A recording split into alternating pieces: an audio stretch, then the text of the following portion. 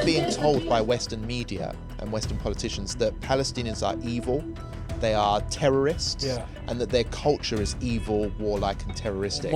How dare anyone, president or not, seriously suggest that this sick, twisted, ugly AI video is somehow better for Gaza? Do you know what I mean? What's better for Gaza is if these savage barbarians that have been attacking them leave, stop occupying the land and give the land back to them. See what the Palestinians will make of the land then. It will be a paradise if the Palestinians are free. That's my view on it.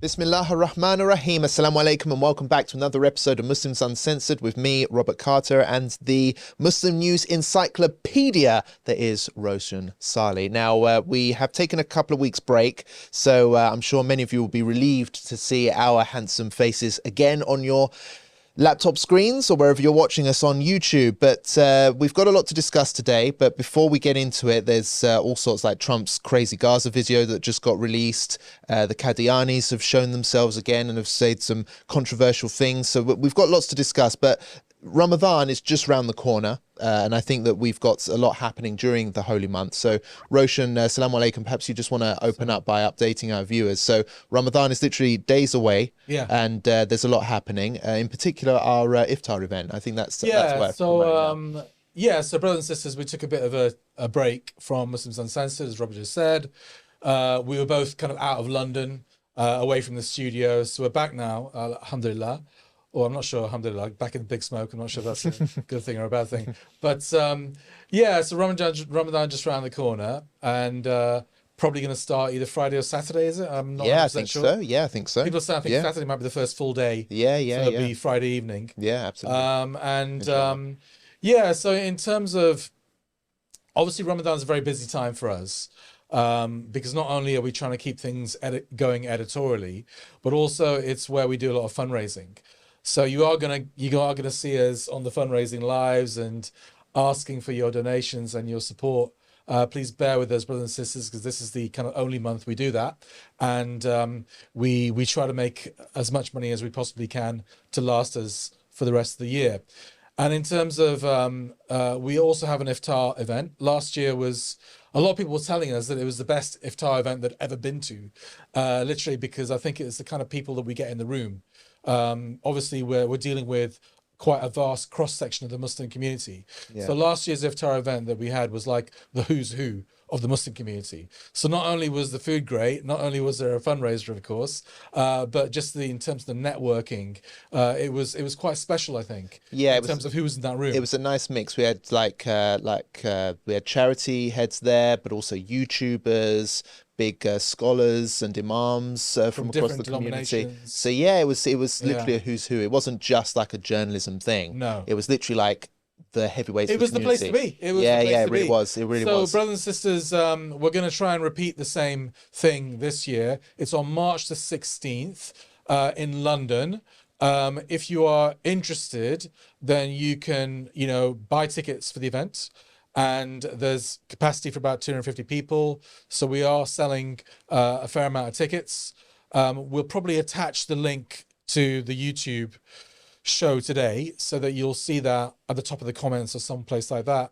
So come along and you can meet us in person and have a chat and get some food and you will. There'll be some good speeches. Myself, speeches. Robert, Dilly, Hamza Tortis also will be there giving a speech. So you'll get to meet Dilly. Everywhere I go, everyone's like, "Oh, how's Dilly doing?" You'll get to meet Dilly, everyone. So that's the selling point as well. And then me and Roshan as well. It was a lot of fun. I have to say, it was a great Iftar. Yeah, it was a great event last year. Inshallah, we can do the same this year. Inshallah. What's your Ramadan routine, Robert? Before we get into the news. Well, I'm already trying to reduce my appetite during the day, preparing myself. So I'm actually eating after dark now, more so. But frankly, since I got married, my appetite's too big, and I've got 3 kids now. Alhamdulillah. So basically, I'm eating way too much. I have this theory about Muslim wives. They deliberately make their husbands fat so that they can make them ugly, so that no other women will look at them. Well, do you know what? And they won't get a second wife. Do you know what? I think dad bods, that's what it's called, dad bods. You get married and you go a bit chunky. Yeah. That's actually in. I think that's actually an attractive thing. Keep Plus, telling that to yourself, Robert. yeah, that's my view on it. Since I've got it now, I'm into it. Do you know what I mean? But yeah, there's something like nice and snuggly about it, and I think that I don't think it's an off-put. I think I could easily, you know, get. Hope your wife's not watching this. I bet. Oh my God! Get what? Oh no, she does watch the show. Don't finish that sentence. Oh my God! Then my phone's going off. Quickly change the subject. Yeah, my Ramadan routine. Just to kind of. You know, obviously, I've had quite a few Ramadans now with my age. Quite a fair few. A lot of failures in terms of my Ramadan routine, but slowly improving it as well. So the benefit of my experience is that I try to do something new every year. Yeah. That's basically my thing, like a new Quran verse or something I learn every year. Yeah, I see it as an opportunity just to, as long as I'm doing better than the year before, that's a plus, even if it's a small change. What I would say is, obviously, it's not just a fast of the stomach. It's a fast of the tongue, a fast of the mind, a fast of the spirit, etc., etc. So I think at the very minimum, what you should do, brothers and sisters, obviously, you know, do all your prayers, never miss a prayer. You shouldn't be missing a prayer outside of Ramadan, but in Ramadan especially, never miss a prayer. But also make it your daily habit to read the Quran. So, you know, if you're outside of Ramadan, if you're only reading 5 minutes a day, 10 minutes a day, try and make it half an hour a day, you know, or more. Obviously, we're praying Taraweeh prayers as well after Salat al-Isha. Also, you know, what else can we do? I mean, I think what I try to do is I try to get into a series, you know, like a YouTube series. It could be Suleiman, it could be Yasser Qadi. They always do a kind of Ramadan series. It could be many other scholars as well. And try and listen to that every day. Also, I think it's a good time to kind of refocus yourself on the seerah of Rasulullah sallallahu alaihi wasallam. There are many resources online or in book form where you can read a bit every day about the life of the Prophet Muhammad sallallahu alaihi wasallam. Obviously, he was the walking Quran. You know, he embodied the Quran. So don't just make this a fast of the stomach and then, you know, gorge on food when it's iftar time. Make it a fast of the tongue. Make it a fast of your spirit. Make it a fast in every possible way to make it a truly beneficial month, which will give you and your family and the community lots of barakah, inshallah. Yeah, no, those are wise words from our mufti here at Five Pillars, Roshan. But yeah, we'll dive on into our topics as well, because there is a lot to discuss. The first thing is literally, I think this morning of the day of this recording, Trump released an AI-generated video on Truth Social, which is his own. I haven't seen it yet. This is the first time I'm going to watch it. So this will be good. Roshan, we can review it in real time together. Yeah. He released an AI-generated video of his vision for Gaza called in the video Trump Gaza. Let's see, I've got it here. Let's play it out now. It's bizarre, to say the least.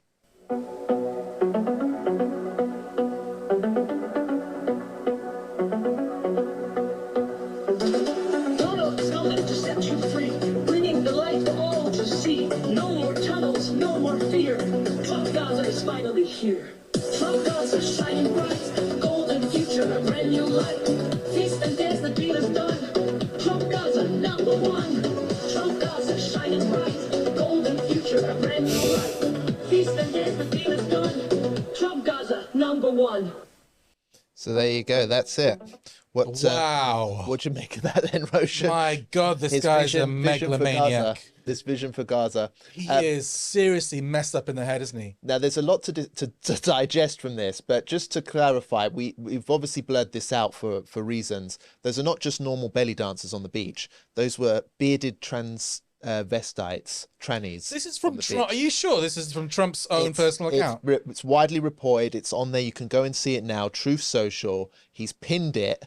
So it's literally right at the top. No comment, just the video. It's from Trump, definitely. So his vision of for Gaza is basically Dubai or Abu Dhabi. Yeah, it's Dubai. A consumerist hell. It's Dubai on meth. It's Dubai on crack cocaine.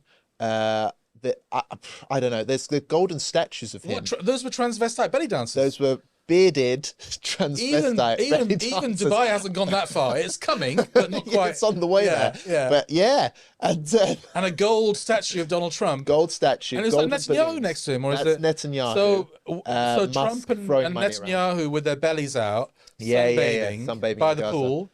Elon Musk eating something, money everywhere. Yeah, and This obviously is Jahannam. there's basically, yeah, it is. It's basically hell on earth. And do you know what? The craziest thing about it, I mean, I think he's basically trolling. He's taking a serious issue and he's just trolling the world right now, which is sick in its own way. But the thing that we've got to realize right now is that there's a massive attack on the Palestinians right now. It's not just bombs and bullets. We are being told by Western media and Western politicians that Palestinians are evil, they are terrorists, and that their culture is evil, warlike, and terroristic. Monsters, as They the are GB News GB News called them monsters. We'll get to that later in the show, by the way. We're not going to let that slip. We're going to play that out and name and shame this scumbag as well. But the Palestinian culture, as you and I know very well, Roshan, you've been to Gaza. You've been to Gaza. I have, yes. Palestinians are the most beautiful human beings, and their culture is second to none. And for example, I'm not saying that this is the right thing to do, but if Palestinians were to be brought here as refugees to Britain, it would make Britain better, more beautiful. Because they are a beautiful people with a beautiful culture. Now, the Gazans obviously have a job to do. They have to stay on the land. So I'm not advocating one position or another, but I'm just saying that they are a beautiful people. How dare anyone, president or not, seriously suggest that this sick, twisted, ugly AI video is somehow better for Gaza? Do you know what I mean? What's better for Gaza is if these savage barbarians that have been attacking them leave. Stop occupying the land and give the land back to them. See what the Palestinians will make of the land then. It will be a paradise if the Palestinians are free. That's my view on it. It's, I think he sees it as his own personal real estate project, which is quite ironic because I'm actually reading a book about, I don't know whether you've heard of King Leopold II of Belgium. I have, the notorious. Yeah, and he basically saw the Congo in the 19th century as his personal real estate project. And obviously lots of horrific atrocities, millions of people died, etc. I think Trump's got the same thing in mind, whereas where he's going to clear the people out of Gaza, he's going to build, build, and build. It's going to become the Miami of the Middle East. And it's delusional, obviously, because the people aren't going to leave the land. And even the sellout rulers of that region, even Saudi Arabia, Jordan, Egypt, all these traitors, even they are refusing it because they don't want Palestinian refugees in their countries. So, but he persists with it. I think he's losing his marbles. I think he's genuinely losing his marbles. The president of the United States, he's even more senile than, in his own way, than Sleepy Joe was. Yeah, I worry about that narrative though, simply because you're kind of giving him an excuse by saying, well, he's completely bat bonkers. Bat-S bonkers. He's shaitan. He's shaitan. Yeah, I think he knows what he's doing. He's trolling. He's cruel. He doesn't see Palestinians as human beings. He sees them as less as that. He's a monster. You know, we're talking about monsters later on in the show. The real monsters is people like Donald Trump, because I mean, what is this supposed to be funny? Do you know how many kids got killed in this conflict by American-made bombs and bullets? Do you know what I mean? If you're going to troll anyone, it should be those murderous scumbags who've been killing all these kids. I don't know what else to say about this. It's going to leave a lot of comments, I think, in the comment section of this video, because it's literally happened today. So tell us what you think, brothers and sisters, of this video. I mean, do you think that he's actually going to go ahead with this plan? Do you think that we're actually going to see displacement? Well, I think he might try, but it's not going to work. You know, you can't displace 2 million people. Especially once he needs the cooperation of local actors. And the only positive comment I've seen from this is actually from the UAE. I think the UAE ambassador to the United States basically said it was a good plan or something, or there's no alternative to this plan, something like that. And I'm not surprised at all from the UAE saying that, because they're a bunch of literally traitors. They're literally a snake within the House of Islam.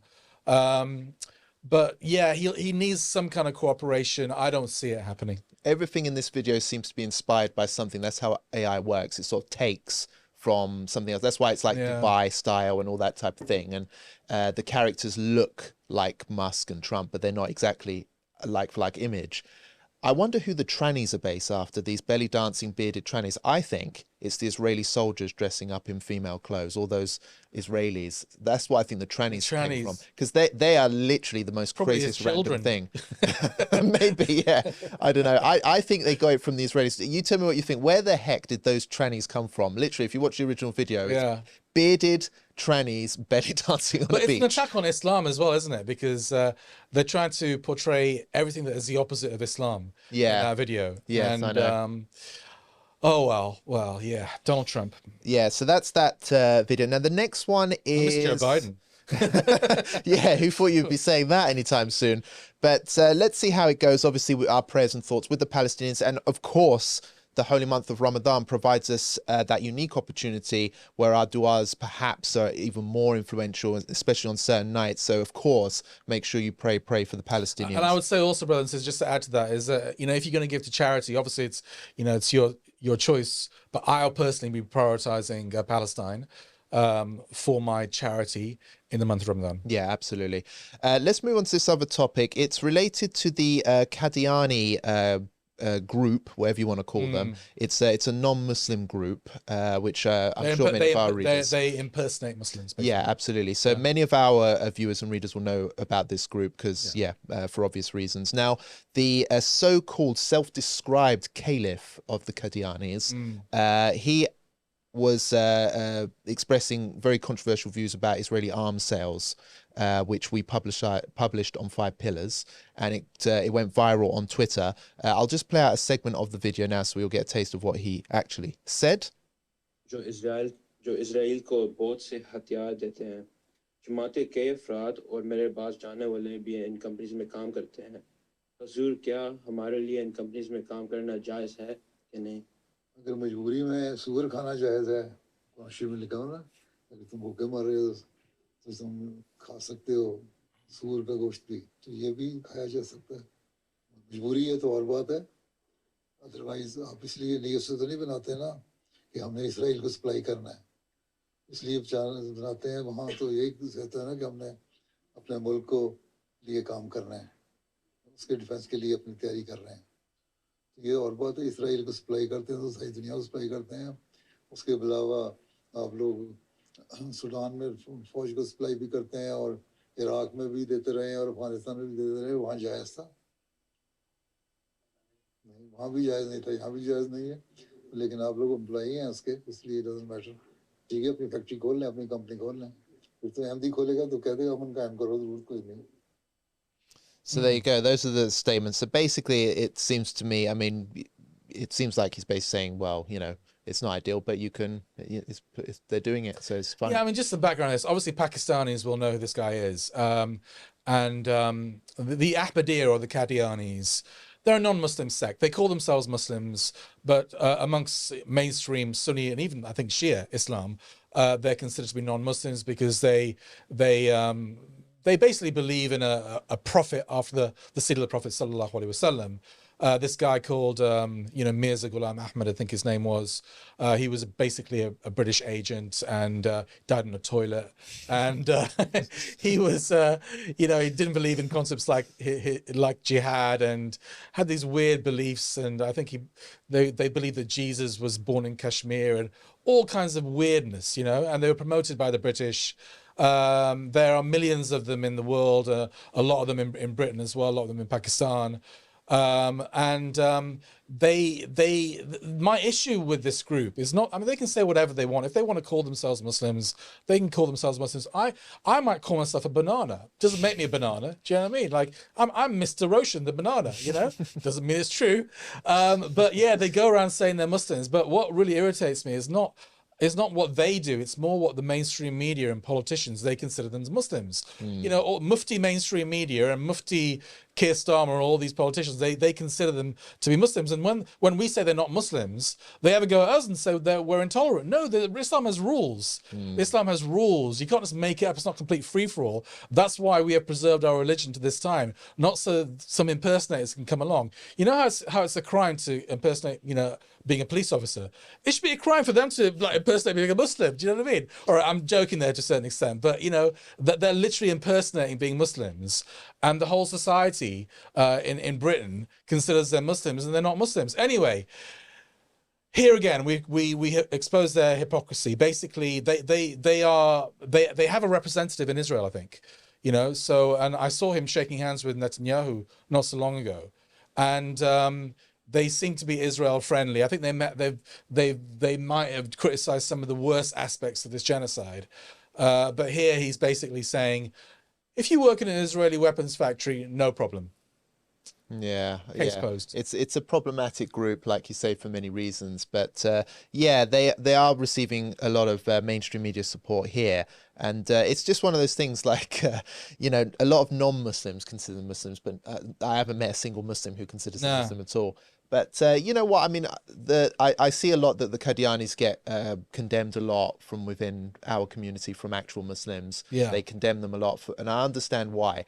But let's not forget that these are potential Muslims as well. We do dawah Yeah, to we all should do dawah sorts. to them, absolutely. We do dawah to all sorts, and I think that there has been some really good discussions on YouTube. Some of these YouTubers have actually spoken to Qadiani types and had it out with them in a debate.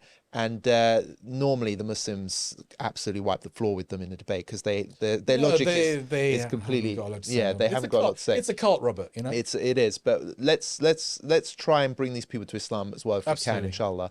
Especially because if you actually show them what Islam's all about and get them away from this type of circle that this bubble that they're stuck in, which is misrepresenting Islam to these youngsters, then inshallah we'll be able to, you know, they will bring them back find to the- if they want back to come the back fold. into Islam, they will find Yeah.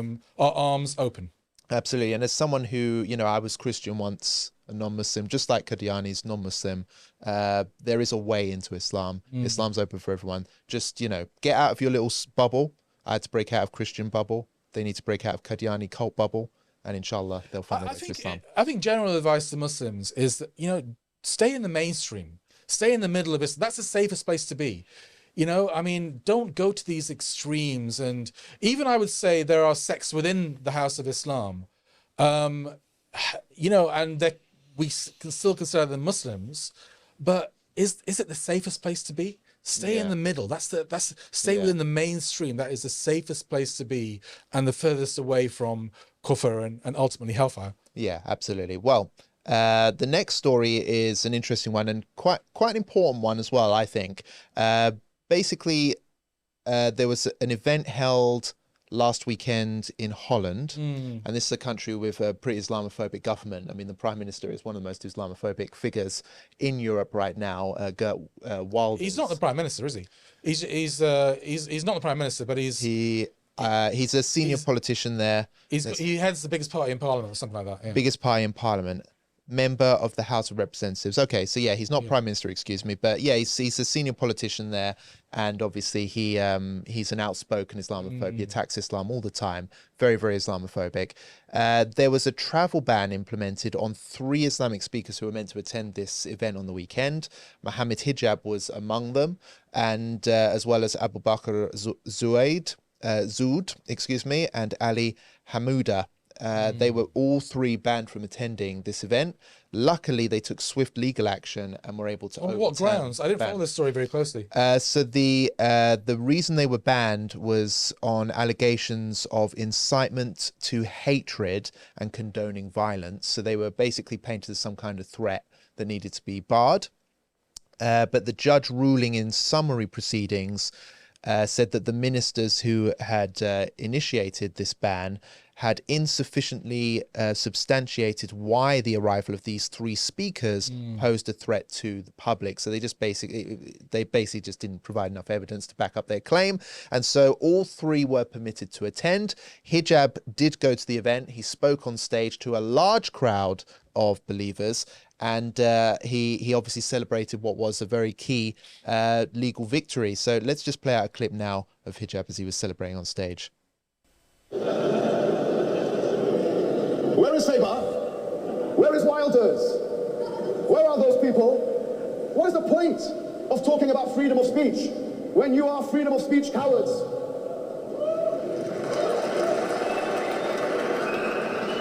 What is the point of talking about freedom of expression when you only care about some freedom of expression and not other? Let me tell you something. Yesterday I asked a question, and it was a poignant and pertinent question. And the question was, do you think that they would do this with a Jewish person, that they would ban entry to not just Holland, but 26 Schengen European countries to a rabbi for having illiberal traditionalist views? What was the answer, yes or no? No. Let me hear that again, yes or no? No. One more time, yes or no? No. I want you to do it in Dutch this time, yes or no? No. Yeah, you know that one, don't you? It's true, they wouldn't. Because if they would have when those Israelis came for the football match, if you remember this.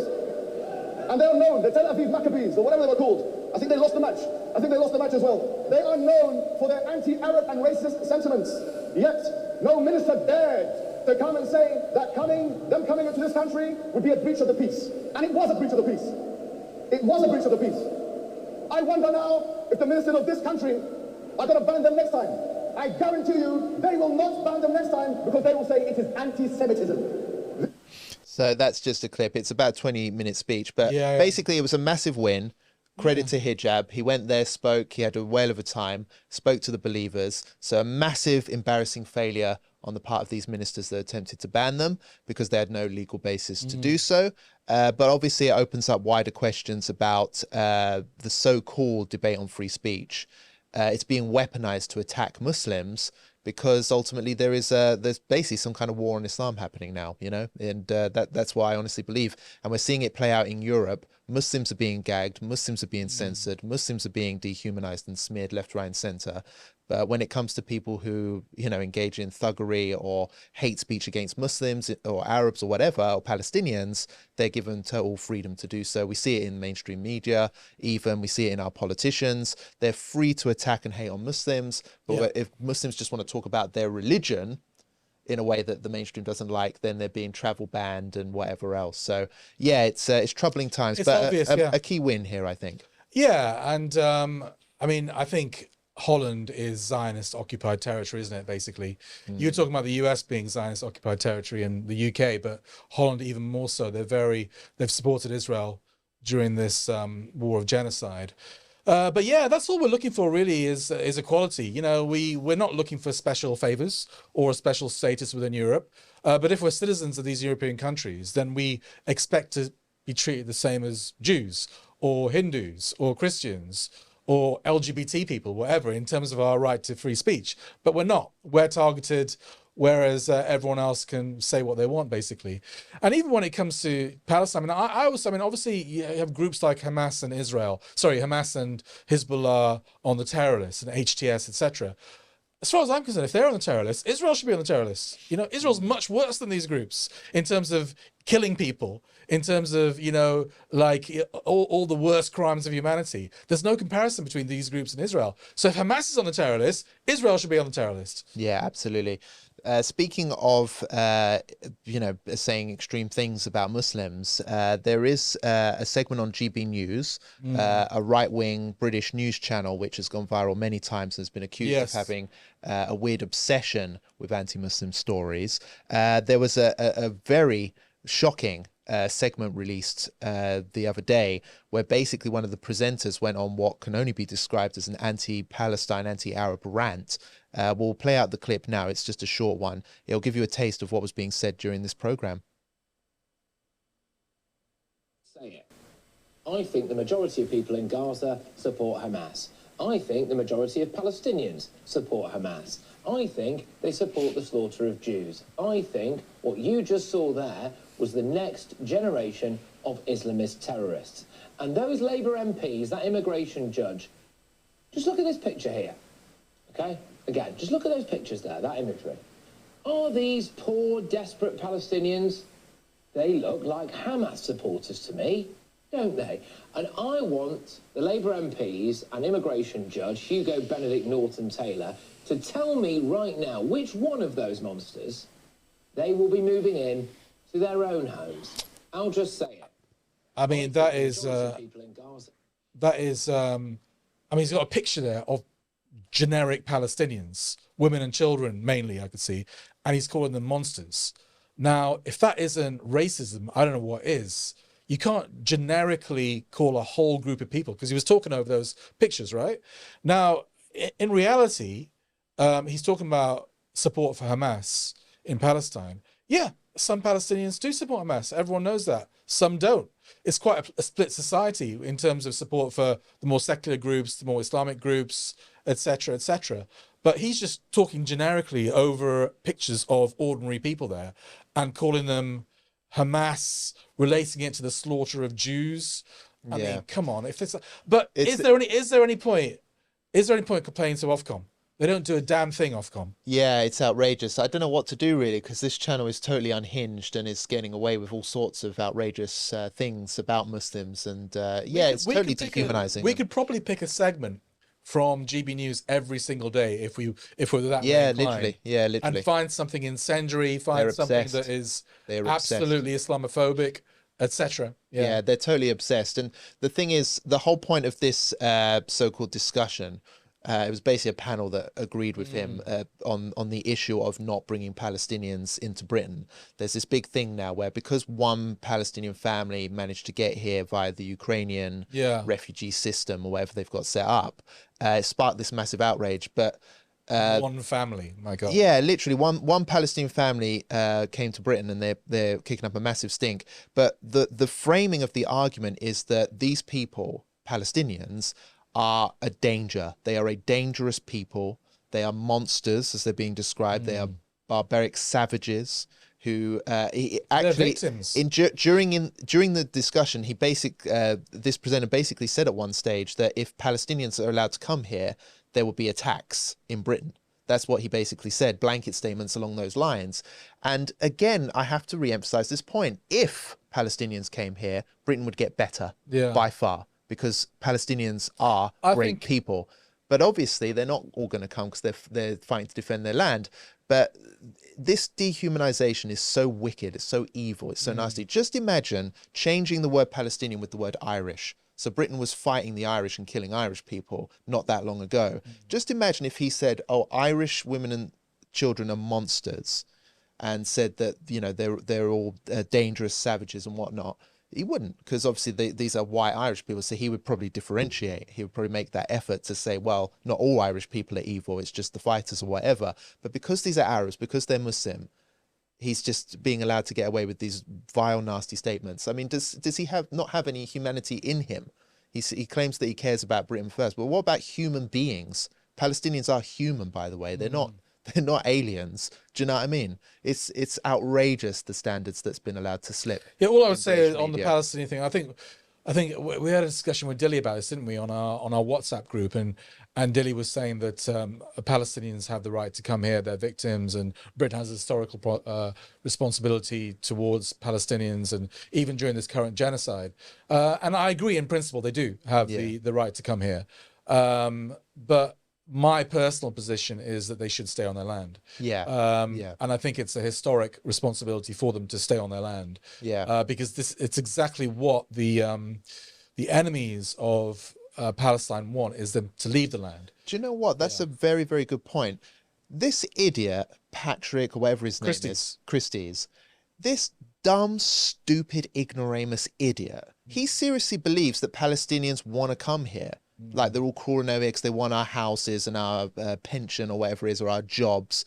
This dumb fool. These Palestinians are dying to get their land back that they lost. You stupid ignoramus. They want the land back. If Britain was to give it to them and didn't steal it from them in the first place, they would still be there living happily, making a much better country than what we've got here. Do you know what I mean? Simply because they're in a beautiful bit of land and they're a beautiful people. And even Gaza before 2023, in the couple of years that they had, even though they were still under bombardment since the last major conflict, do you know how beautiful Gaza kind of was? Because they made the most of their horrific prison situation that they had. They actually made their little prison space pretty damn nice.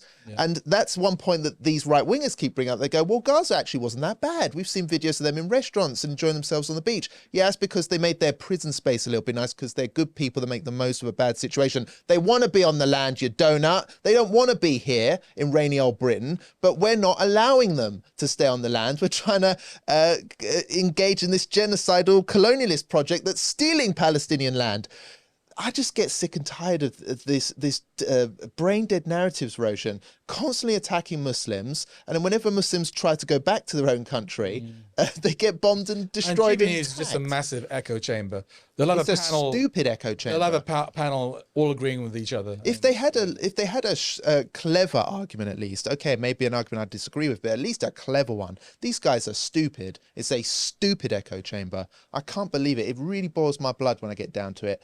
and then they called me a freaking race traitor or whatever. Well, maybe if you just started acting like an intelligent race, then I wouldn't have to come out and attack it so much. Anything else you want to say, Rose? No, let's I'm move so on. angry about it. GB News need to really shut up. Oh, I'm so angry. Anyway, let's keep it clean, Roshan, if we can. There is another initiative underway, which we've reported on here at Five Yes. Pillars. So there is a government-backed, Yeah. I think that's the key words here, government-backed British Muslim network being launched, a new one. Yes. What's it called? It's called British Muslim Network, right? And this is... I suppose they're trying to be sort of like the Muslim Council of Britain. Yeah. They're sort of like that. They're engaging with government. So- They're trying to represent the community. But do these guys even have any representation? No. Do they represent us in any way? No, shape, they or don't form? represent us in any way. Look, I think the background to this basically is that the government is very unpopular amongst Muslims. We saw that with the collapse of the Labour vote at the last general election, because they've been responsible for a genocide and promoting Islamophobia and many other things. So they don't have any Muslims to speak to. So they've decided, all right, we're going to handpick some Muslims. This is what I think is going on. They decided we're going to handpick some government-friendly Muslims that pass the Board of Deputies of British Jews tests, that aren't too anti-Israel. That's what it is. There's a test. If you criticize Israel too much, you're never going to get into that position of being able to sit around the table with government They got the ministers. green light from Tel Aviv. They got the green light from Tel Aviv. These are Muslims we could work with. Yeah. So they checked. They said, "All right, Zionists. So let's get the Zionists on. Can we talk to that Muslim? And can we talk?" That's literally, I think, how it works behind the scenes. Anyway, people will call me a conspiracy theorist, but Keir that's what I Starmer think. needs a Muslim to take a photo op with, and His the son's Zionists called the approve rabbi, that. the chief rabbi of Great Britain. Is that okay with you, chief rabbi? Can I speak to that Muslim? Anyway, let's get these pictures up. Can we keep them up? Yeah, we can. Sorry, yeah. Because I want to go through them one by one. So, all right, this British Muslim network has been concocted by these government-friendly Muslims, and these are the three key figures, I think, fronting the organization. So on the left is Qari Asim, Imam Qari Asim of Leeds Makkah Mosque. And he has had many government contacts over the year. Always when the government wants to wheel out a Muslim, they seem to wheel out him. And recently he signed these interfaith accords with loads of Zionists, despite the fact that a genocide is going on in Israel. He's he's a Barelvi Sunni Muslim, very isolated, I think, even within the Barelvi community, as we should probably see in the next few days. I think there's a letter condemning him coming out. Even that letter is actually urging Leeds Makkah Mosque to sack him. Nice. And they're even saying, this is his own Barelvi community, that prayer behind him is disliked. So that's how he's angered his own community. But I've already given him the opportunity to respond to that. Let's see if he comes back with anything. So yeah, government-friendly Muslim. He's written for the Times of Israel as well. No way. Yeah, he's written for the Times of Israel. Come on, man. And he is hobnobbing with Zionists that support the genocide in Gaza at the moment. In the middle, Julie Siddiqui, also government-friendly Muslim, has worked on government initiatives in the past. Worked with the Nisa Nashim organization, which is basically a pro-Zionist organization. She also wrote for the Times of Israel. So government-friendly, Israel-friendly. On the right, we have Akila Ahmed, who is a Shia Muslim, and she used to be in charge of the Muslim Youth Helpline back in the day. And she left that organization under a cloud because her staff accused her of shopping them to the counter-terror police. No way. Yes. It's all online. It's all documented. And actually, her husband apologized for that. It's still online. You can watch it yourselves. You can read for it yourselves. She, again, has a blog on the Times of Israel. She's worked for government, initiatives over the years. So these are all three government-friendly Muslims. And I would also argue Israel-friendly Muslims. And if they've said anything against Israel, it's been very muted indeed, but they've got no problem hobnobbing with Zionists, which we consider to be a red line. So these are who these people are. Do you really think, Robert, that these people have any traction with the Muslim community in this country? I mean, I never ever met a Muslim that had anything to say about them or even probably knows who they are. to be honest with you. So I think it's a complete. Have they like, the right to speak for us to government? No, absolutely not. No, absolutely not. Absolutely not. That's the one thing I'm confident about. And I just wonder, like, what is the point? I mean, we've got other organizations that could do this job, like the MCB, for example. What is this? I mean, it seems to me like the government won't engage with the MCB. I mean, the MCB, I a few weeks ago, I said that the MCB is an organization which isn't fit for purpose. I hope that the new Secretary General changes their trajectory and makes them more close to the grassroots community. Yeah. I'm hopeful about that. But the MCB is too extremist, even for the government, because they've criticised foreign policy. They've criticised British foreign policy. They're pro-Palestine, and they have kept within the red lines of Islam. Yeah. You know, and that isn't good enough. And because of that, because of their links to, you know, they'll be accused by GB News and others, the Times, the Telegraph. Many MPs of being, you know, close to extremist organizations, etc., etc. And we know very well that all you got to do to be accused of being an extremist is follow Islam in this country. So the government won't, they won't, the MCB are too hot for them to touch, even though the MCB are the most moderate of moderate Muslim organizations that you're going to get in this country. You know, and that's why they're seeking interlocutors to say that, oh, we are speaking to Muslims. We're not anti-Muslim. Because obviously Labour have a big Muslim vote, or they used to anyway, and they want to secure that Muslim vote, especially with the next election coming up. And if Reform do a deal with the Tories, Labour's out of power. So I think they're looking forward to the next election, and they want to get as many Muslim votes as possible. In order to do that, they have to say that we're speaking to the Muslim community, we're doing things for Muslims. And in order for that to happen, they need to have brown faces with hijabs, etc., and imam's cap or whatever around a table. That's what it's all about. Gosh, what a disgrace, an absolute disgrace. You know, I saw a tweet because it was Malcolm X's martyrdom anniversary recently, and I saw an interesting tweet which made me think a lot, and it kind of applies to this. There was two strategies at the time. So there was Malcolm X's unapologetic strategy, where he basically was advocating at one point separation, and then there was Martin Luther King strategy of integration. Yes, that would fix our problems. If we integrate properly, we'll fix from within. But if you look at how the black community in America is living today, things in the Post were arguing that it's actually worse off. So the integration route that has been mostly pushed from then till now has actually failed the black American community, because they haven't been integrated and taken care of. In fact, actually their community is in a very bad state. Previously, they had their own sort of doctors, their own institutions, their own academia. They empowered themselves because obviously they were faced with this wall of racism. They were forced to kind of create their own community up.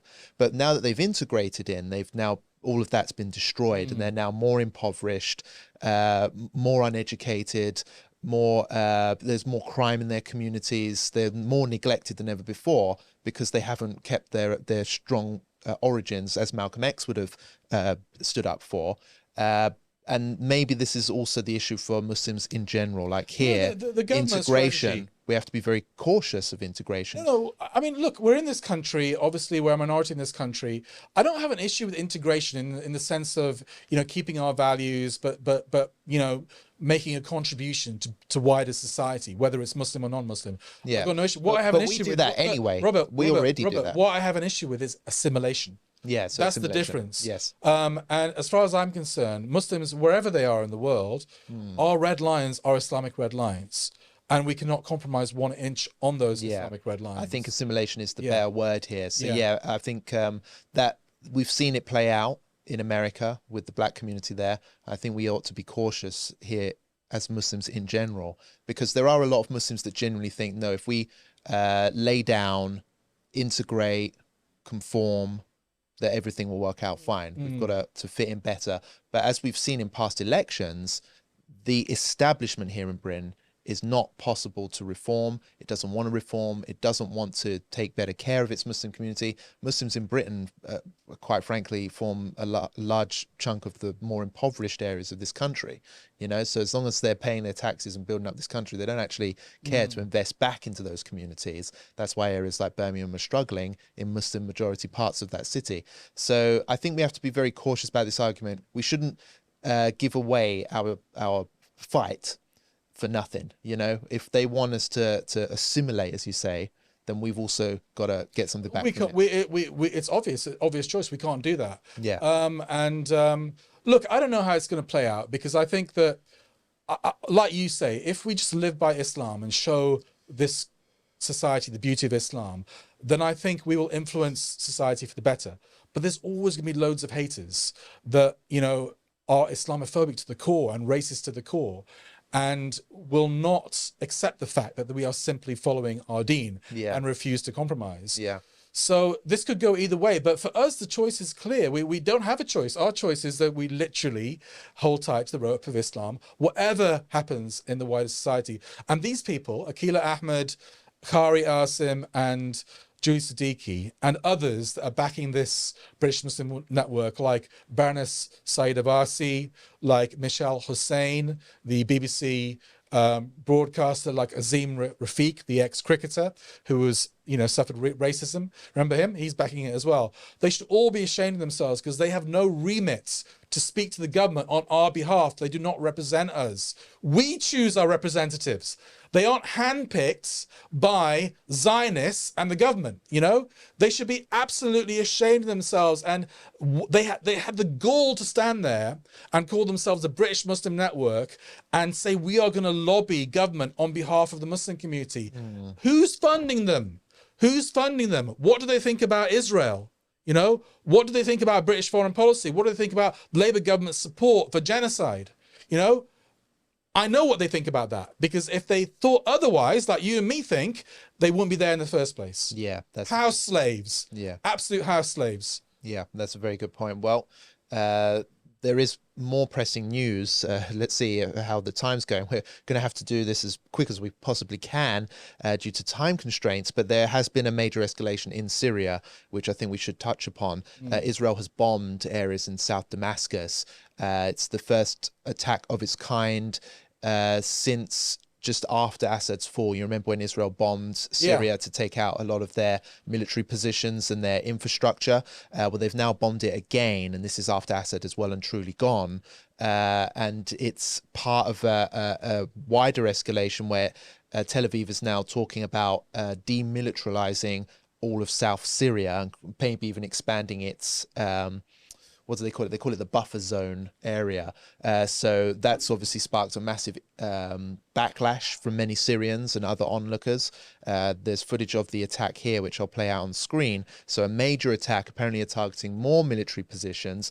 2 Syrians fighting for the Syrian army were killed in this latest attack. And all this talk of Israel expanding its buffer zone has also created massive protests across Syria as Syrians are condemning it. I have a protest here which I can play out very quickly.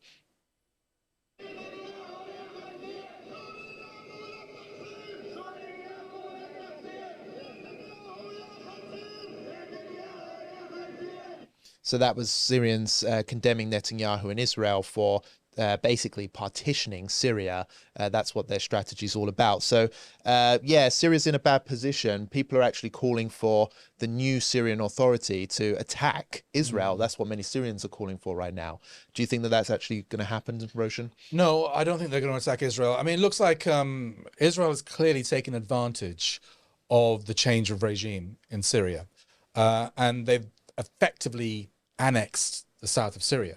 They've said that basically they're not going to allow any Syrian army from HTS or whatever, the new regime, the new authorities, to enter that area close to its borders. In fact, it's not close to its borders; it's close to the Golan, right, which is Syria itself. But they've also said that they're going to keep Israeli troops in that so-called buffer zone.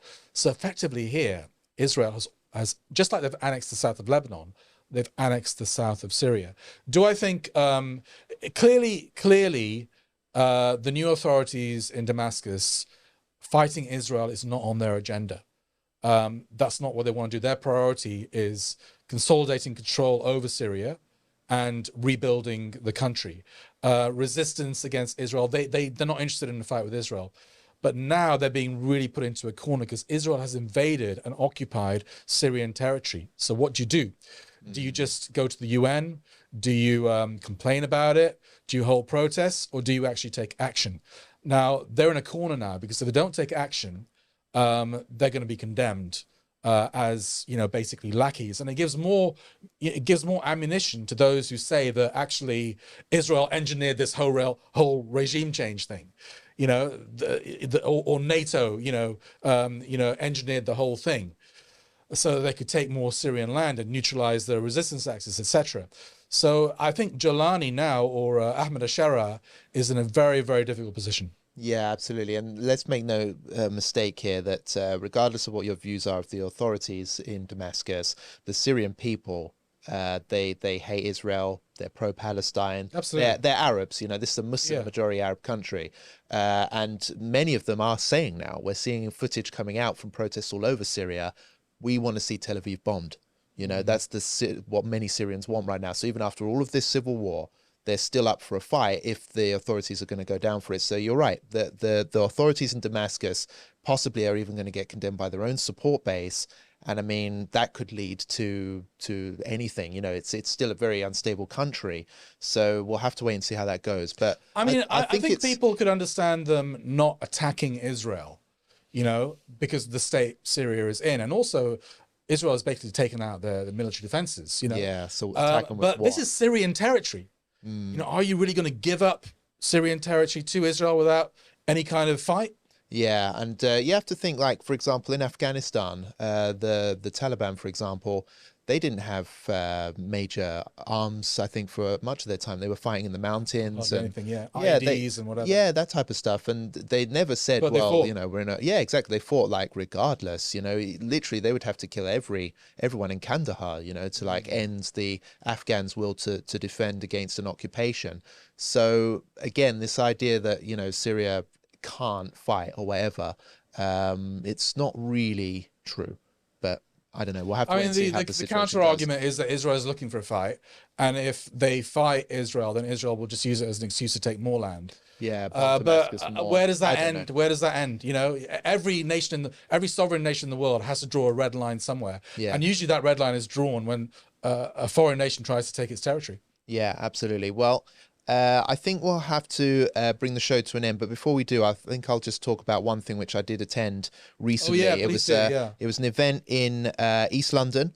It was an annual event hosted by a group called Prosper Afghanistan. And it was basically a panel of Islamic speakers who had visited the Islamic Emirate of Afghanistan late last year. And they came back with their experiences and just kind of tried to speak about what Afghanistan's really like, what it's going through, what it needs help with. And it was a really eye-opening experience, really interesting. There were some really good speeches. And I think what I learned specifically was that Afghanistan is under attack constantly right now. Smears, lies, media propaganda. It's literally one of the most dehumanized and attacked countries, probably after Gaza right now, after Palestine. It's the Islamic Emirate of Afghanistan. But actually, anyone who's been there, like yourself, like Dilly, like these guys, they actually praise the country and its people very, very highly. Love it, yeah. And it's because, like the Palestinians, the Afghans are a beautiful, humble people. They love Islam as well. And that was the one thing that the speakers were all trying to emphasize, was that, okay, regardless of what our views are of how Afghanistan's being run, like the women's rights issue, for example, which has even divided some Muslims, to be quite frank, the women's education issue, excuse me, this is a country which is trying its best to implement the laws of Allah, the laws of Islam, and there is no doubt that the Islamic Emirate and its leadership love Islam. They love the Prophet and his message, and regardless of whether they made mistakes or not, their intention has always been to follow Islam as closely as they possibly can. And from a Muslim point of view, that's enough. Yeah. That's literally enough. I think it is, That's yeah. enough to support them. It's enough to go visit. It's enough to invest our money there. And that's exactly what Afghanistan, the Islamic Emirate, needs right now, is more support from the Muslim Ummah, especially Yes. given the fact that And they've been engagement. fighting for a long time and they didn't get much support during the occupation years, as they should have. But obviously we can now, and it's totally legal to go there. You know, you shouldn't be put off by any negative worries or anything like that about how it can impact you. You can literally go there, get a flight, go there. It's possible. You've been there yourself, Roshan. You Yeah, can I've been talk there from twice. experience. Yeah, I think, yeah, beautiful country, beautiful people. I encourage British Muslims to go on holiday there. You know, I think during one of the speeches that you played out, the brother was saying, forget about Spain, forget about Portugal and Mallorca, you know, go Afghanistan. Do you know what I mean? Yeah. And yeah, so I think it's a very safe country, very secure country. They've eliminated the kind of terrorism threat by and large. There's no violence happening, and it's extremely safe and beautiful Islamic values. Obviously, the women's education is an issue, and my position is that we should be a constructive, critical friend to the Islamic Emirate of Afghanistan. We shouldn't shy away from the women's education issue. I think it is a major issue. I think you know, women have and girls have the right to an education, which is being denied to them to a certain extent. It's not completely black and white. I'm not going to go into details, but there's no doubt that there are restrictions on females' education, which I don't believe should be in place. They're half the ummah. They are the teachers of our children, and our male children and our female children. And if our women are not educated, our ummah will not be educated. But nevertheless, go there on holiday. Beautiful place, beautiful food, magnificent country, magnificent, you know, countryside and landscapes, culture, history, you name it. Yeah, inshallah. I wonder if I'll get a chance to go there at some No. point. No, you will. Yeah, inshallah. I think we should go. I think we should. Our idea was actually to go there and forget about politics, just to kind of have a bit of a travel vlog around experience, Afghanistan, taste the food, visit the sites. And we'll tell the story, the political story of the country through that vehicle of tourism. But that's our idea. I don't know whether you think, would you like to see me and Robert traveling around Afghanistan and just tasting the food, having a good time, meeting the Taliban, you know, going on a motorbike. Yeah, ride into Kandahar on a motorbike. Liberating. Oh, it's already liberated, isn't it? Sorry. Yeah. I think that's what Afghanistan doesn't need, is a white guy to come in and save them all. They're already doing that themselves. But come on, I think it's an obvious answer. Yes, you all want to see your favorite white convert, Robert Carter, going to visit the Islamic Emirate. That's going to be a great story right there. So I think we've got to make it happen. So inshallah, come to the Iftar event, give generously, and get me over to Afghanistan. I want to go. I'm ready, inshallah. Well, we do have to bring this show to an end, unfortunately, but don't worry, we will be back next week, inshallah. Which will be Ramadan well and truly underway, bring you all the news and reaction that you need, especially as you engage in the holy month, inshallah. So until then, it's Jazakallah khair, Assalamu alaikum, and ma salama for now.